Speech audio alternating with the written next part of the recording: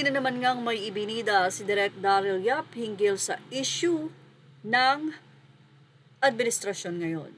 Bago yan ay viral nga ngayon sa social media ang di umano ay photo ni Romualdez, Kimbo at ng isa pa na kung saan ay i-background check din daw. But anyway, napansin ng mga netizen ang pagtakip ng kamay ni Stella Kimbo o Congresswoman Stella Kimbo sa kanya nga pong relo. So, ang mga netizen ay talaga namang mga nakamatiyag ang mga mata. Ayaw tabu ni imong relo, Madam Chair. Team, kapag pangit ang mukha, malamang pangit din ang ugali ang mga mukha sa mga kawatan ng pera sa kabanang bayan. Say naman ng isa, tinabunan na ang milyones na watch, Madam Chair. Nako, Madam Sal and please. Naman ang Facebook page na ito ang nasabi nga pong pangalan ng isang kasama nila Kimbo at Romualdez. Ito ay si Mika Swansing. At ibinahagi din nila ang mga building na naipagawa nito na may letter S nga na nakalagay sa bawat mga building na ipinagawa ng nasabi nga po I think, kongresista ng isang lugar. Ng ibang say ng mga netizen, syempre may mga nagtanggol at may mga inis. Say ng isa, remember their faces, think 1,000 times before you vote for these people. Matuto na po tayo, huwag ulang ulitin ang dating pagkakamali. Ito pa ang naging say ng ilang netizen. Anila, yung dati namin congresswoman, may pa-initials din sa government buildings. Hindi siya bagong kalakaran. Gawain talaga yan ng mga congressman. Mula sa public toilets hanggang sa covered court, nilalagyan nila ng initials nila. Say naman ng isa, grabihan na Jude kaluod sa mga persons, uy, wala gyud delikadesa. Uso na ngayon ang per letter. Sa Davao del Sur may C din. Kaya pala tropa sila, they have something in common. Pensa naman ng isa sa tatlo. Tama na po ang pagpapasikat nyo para mapansin kayo dahil di na uubra yung ganyang mga atake nyo sa publiko. Alam naman ng publiko kung gaano katapat sa tungkulin si Rep. Stella Kimbo at si Rep. Mika Swansing. Kaya hindi na tatalab ang mga paninira nyo sa kanila.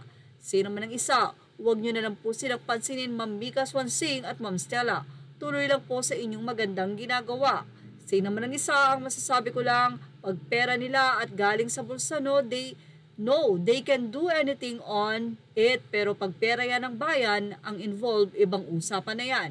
Pangalan at mukha ibabalandra, kung mali punahin natin, doon tayo sa tama at totoo. Kahit sino basta may malasakit sa ating bayan. Kasya naman ng ilang mga netizen ay i-lifestyle check na nga daw ang mga ito.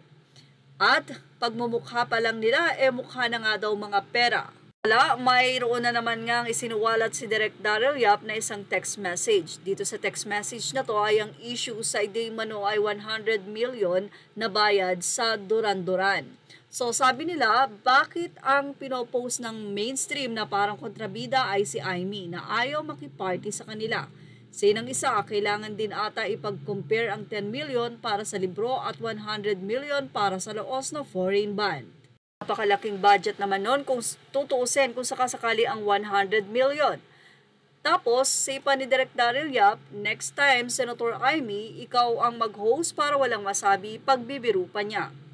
May nag-sponsor na nga ng 5,000 pieces at secured na ito sa libro na ilalabas nga ni Vice President Sara Duterte. At mula naman sa isang netizen, the silence of Senator Aimee R. Marcos is like supporting whatever ang ginagawa ng admin na ito. Magsalita siya, dapat hindi pwedeng tahimik lang sa mga issues. If you care for this country, dapat make a stand, di yung pa-safety lang kahit hapit na 2025 senatorial election, says klaro na kaayo. Natin kung wala ka namang ginagawang masama, walang mangyayari na wala ka dapat ikabahala. Dahil darating talaga ang panahon na ang panahon ay para sa'yo naman at kung ano ang iyong inihasik, sabi nga, iyon ang iyong aanihin. Yan ang ating Showbiz Now update. Images are all credit to the rightful owners. Thank you for watching Showbiz Now.